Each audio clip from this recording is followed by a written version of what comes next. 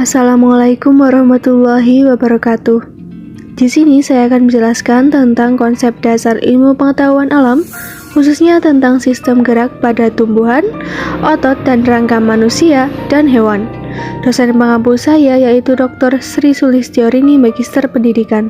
Sebelumnya, perkenalkan diri terlebih dahulu. Nama saya adalah Erlita Viana, NIM 14014211052, Rombel B, jurusan BGSD, Universitas Negeri Semarang. Sistem gerak pada tumbuhan. Salah satu ciri makhluk hidup adalah bergerak. Tumbuhan termasuk makhluk hidup, berarti tumbuhan juga bergerak. Berdasarkan asal datangnya rangsang, gerak pada tumbuhan dibedakan menjadi 3, yaitu yang pertama ada gerak endonom. Gerak endonom adalah gerak yang terjadi akibat rangsang yang berasal dari dalam sel atau tubuh tumbuhan. Yang kedua, gerak hygroskopis.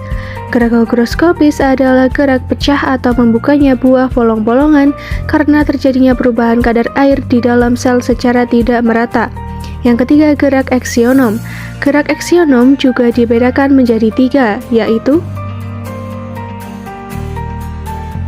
yang pertama ada gerak tropisme. Gerak tropisme adalah gerak tumbuhan yang arah geraknya dipengaruhi oleh arah datangnya rangsang. Jenis-jenis gerak tropisme yaitu 1. Gerak fototropisme atau heliotropisme, rangsang cahaya.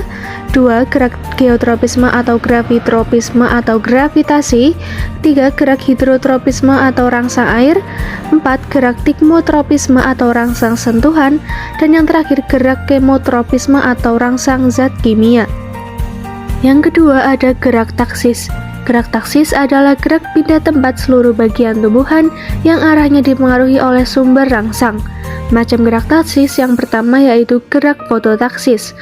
Gerak fototaktis adalah gerak pindah tempat seluruh bagian tumbuhan yang dipengaruhi oleh arah datangnya cahaya. Yang kedua ada gerak kemotaksis. Gerak kemotaksis adalah gerak taksis tumbuhan yang dipengaruhi oleh rangsang berupa zat kimia.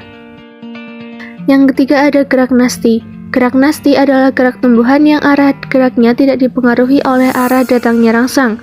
Contohnya, gerak seismonasti yaitu gerak nasti tumbuhan yang dipengaruhi oleh getaran atau sentuhan.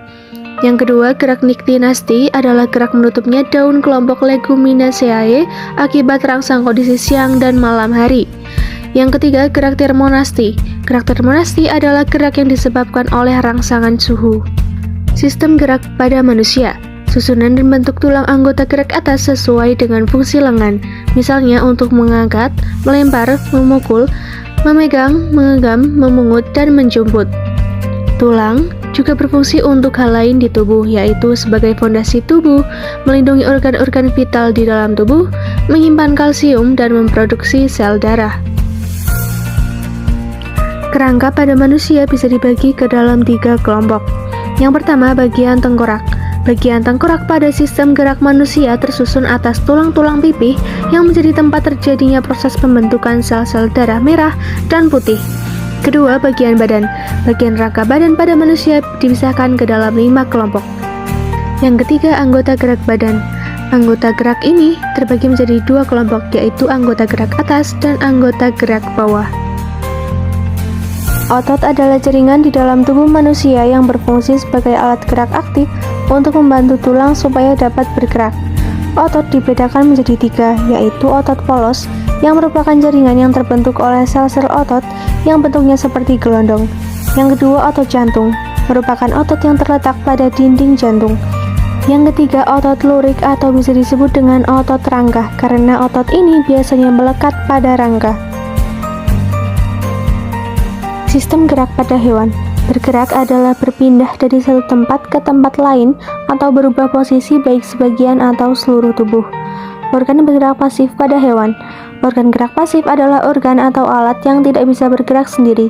Organ gerak pasif harus dibantu dengan organ gerak aktif.